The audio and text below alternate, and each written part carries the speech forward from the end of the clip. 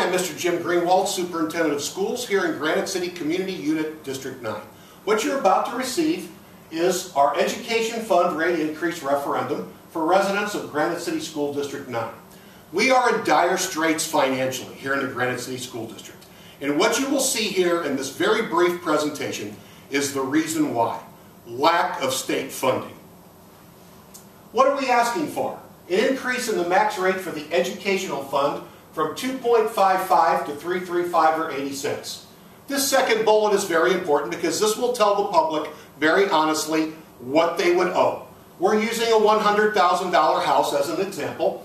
Based upon $33,000 assessed valuation would equal $267 a year increase in property taxes. We feel this is an investment in our school system, in our community, and in your property value. Based on the current assessed evaluation, it would generate $3.8 million of much needed additional revenues for the district, and that would be per year. $3.8 million per year. How will an increase help? District 9 will be able to meet current financial responsibilities. And as I mentioned a few moments ago as we started the presentation, lack of state funding has put us in dire financial straits. This will provide for necessary regular maintenance of infrastructure and learning tools. It will allow us to replace outdated textbooks, which we've not been able to do for several years. This is all about academics. This is about maintaining, sustaining, and continuing our school system. Prevent further layoffs and program reductions. Band, extracurriculars, elementary music and PE, high school electives, larger class sizes. The board has courageously, especially the last few years, cut jobs through attrition. They've creatively done things to save $2 million this past year. We cannot continue to make transparent cuts of $2 million a year. It's just not there any longer. Stabilize District 9 financials for uncertain state and local funding. As I mentioned, the reason why we're before you today talking about the facts of this tax referendum is lack of state funding. Actions taken to date. 2012-13, for the 13-14 school year, we closed Niedering House School. Closing a building affects the community. It's something that we don't want to have to do. Just take a look at what took place with Niedering House. The local school was dissipated. Kids had to leave the neighborhood, going to further schools. That's an inconvenience for everyone, not something we want to have to do. Reduce staff through layoffs and attrition. We cannot continue to do that. For the last several years, we have creatively cut jobs. When someone is retired, so to speak, we've not filled their job, we can't continue to do so because that's what's created the larger class sizes. Borrowed $10 million. I'd like to spend a minute talking to you about how that is nothing more than an expensive Band-Aid. Plus, ladies and gentlemen, borrowing money does raise taxes. I would rather have everyone pay a couple $100 more per year on their taxes for a permanent $3.8 million that will help maintain and sustain the school district as opposed to just an expensive Band-Aid. Reduced extracurricular activities. We don't want to have to continue to do that because extracurriculars, as we know, both athletic and academic, are a key part of our student community. Consolidated intermediate junior high concept. 13-14 for the 14-15 school year. We eliminated one class period at junior high.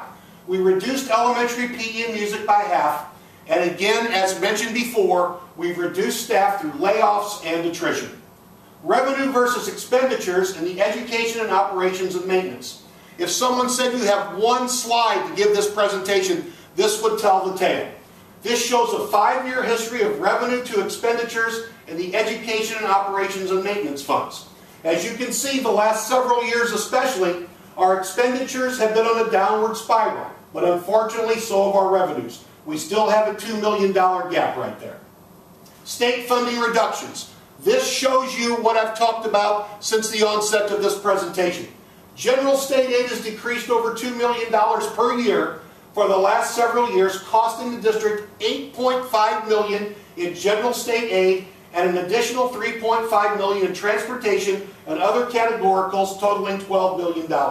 The red line shows us where we would need to be. That's expected general state aid. The white line, as you can see, has unfortunately stayed steady from 11-12 through 14-15 at about $19,500,000. That is not an adequate amount of state funding when you run a school district with a $60 million budget. Local funding reductions. The equalized assessed valuation.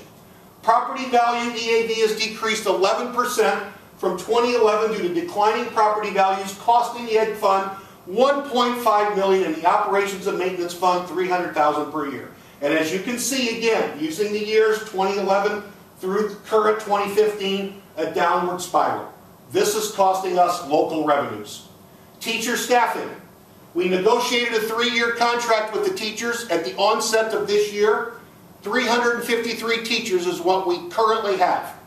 That's a reduction from 402 4 years ago. Since the 2011-12 school year, we've reduced 49 staff members, or 12% of the certified teachers, without a significant reduction in student enrollment. Yes, this has increased class sizes. And that's what I was talking about before. We cannot continue not to fill these jobs due to attrition because, especially in our core curriculum classes, our classroom sizes are busting at the seams. Administrative staffing. Since the 2011-12 school year, we have 4 fewer administrators, or 12.5% of the administrative staff. We only have 28 administrators in our entire district, from 32 in 2011. When Mrs. Skagich came to downtown a few years ago, taking a central office position as secondary director, she basically had a job at high school that was much needed and was not filled. What that has done is reduced administration at high school to 4 administrators. You don't see many high schools the size of Granite City High School, of close to 2,000 students, with only 4 administrators. Classified staffing reductions. This has gone at every level. It's not just our certified staff, but our very important classified members as well. 6 custodians, 2 secretaries, 3 tech people, 1 truancy person, 1 craft person, for a total reduction of 13 people in the classified staffing reductions. Frequently asked questions. We've put together some frequently asked questions knowing that these are at the top of everyone's list. Number 1, what's the district going to do if the tax referendum does not pass? The district will attempt to borrow money and implement drastic cuts. I wish we had a better, honest answer for you, but due to the fact that this is a very serious situation, these are the options that we are faced with. What are the funds going to be used for if the tax referendum passes? Additional revenues will be used to maintain and sustain current district obligations and services. I'd like to talk a minute about that one. There is a misconception out there that if this passes on April 8th, then we're all of a sudden going to be bringing all of these things back. That's not the case at all. Number 1, we're not going to be giving raises because people are in a 3-year contract. Also, this will allow us, hopefully, to financially get our head above water so that on down the road strategically, we may be able to bring some things back. Contact information. If you have questions about this presentation or have some other ideas in mind, I'm very approachable as Superintendent of Schools. Contact me, Superintendent Jim Greenwald, at 451-5800, or send me an email with your thoughts and ideas to jim.greenwald@gcsd9.net. Got some very important information as we're nearing the very important voting dates for you.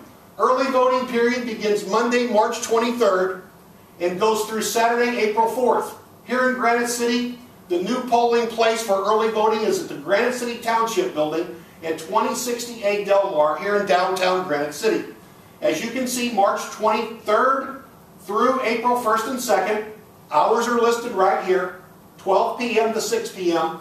March 28th and April 4th, Saturday hours, 10 a.m. to 3 p.m. And Election Day, Tuesday, April 7th, 2015. Polls are open from 6 a.m. to 7 p.m. We urge you to vote, we need your support, and thank you for your time.